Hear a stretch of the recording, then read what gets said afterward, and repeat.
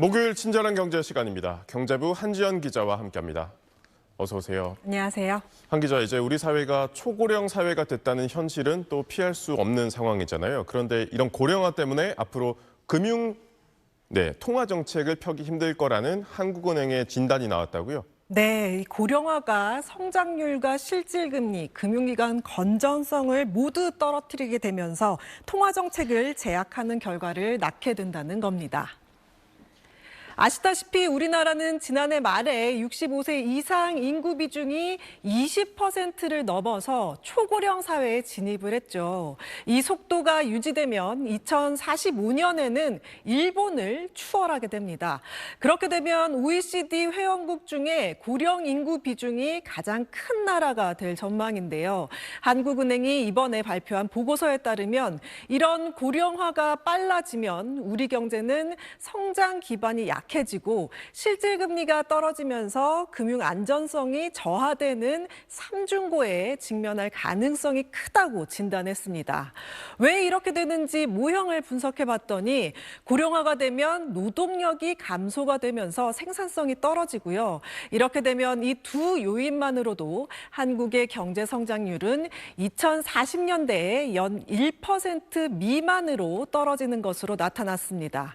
또 지난해 기준으로 실질금리는 이 고령화 영향으로 1991년에 비해서 약 1.4%포인트 더 떨어질 것으로 추정이 됐습니다.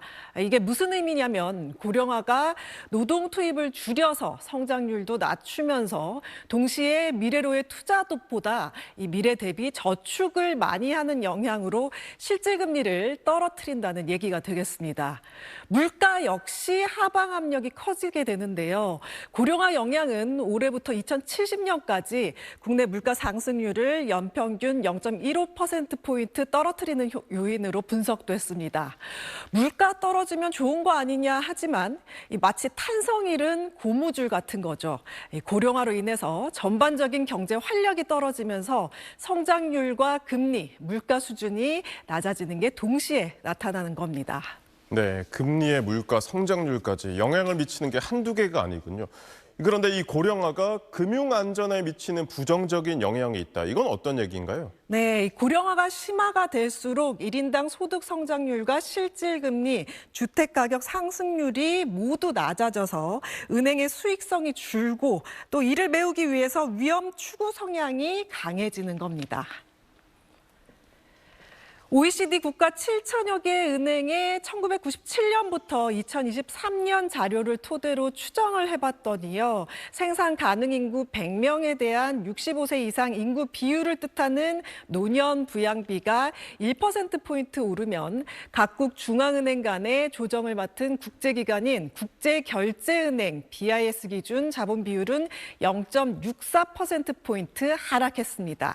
그러니까 쉽게 말하면 고령 인구가 많아지면 그만큼 은행 수익이 줄어든다는 뜻인데 고령자가 돈을 빌려도 상환할 능력이 떨어지면서 예대 마진이 축소되고 주택가격 상승률이 낮아지면서 부동산 담보자산 가치까지 하락돼서 금융기관의 수익성과 자본 적정성은 떨어지고 부도 위험을 높일 수 있다고 설명했습니다.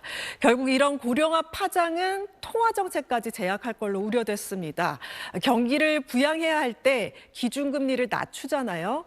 고령화 가속화로 성장 활력이 떨어지는 상황에서 고령화로 인해서 이미 구조적으로 실질금리가 낮아져 있는 상황이라고 하면 더 낮추기 힘든 상황이 되겠습니다. 네, 제가 아까 고령화가 피할 수 없는 우리 사회 현실이라고 했는데 그렇다면 해법은 있습니까? 네, 고령화와 저출산에 따른 대책이 당연히 나와야겠죠. 생산 가능 인구 감소에 대응한 노동시장 개선이 있어야 되겠고요. 네. 출산율 회복을 위한 제도적 지원이 필요하겠습니다. 또 생산력 자체를 올릴 수 있는 여러 구조적 개혁이 필요하다는 게 한국은행의 주장입니다. 지난해 우리나라 합계 출산율은 0.75명이고 OECD 평균은 1.51명인데요.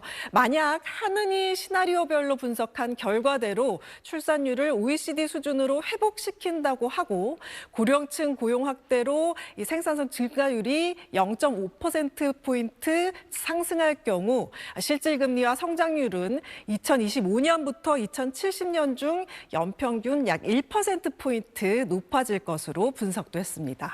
네, 새 정부가 해법을 만들어주길 기대해 보겠습니다. 잘 들었습니다.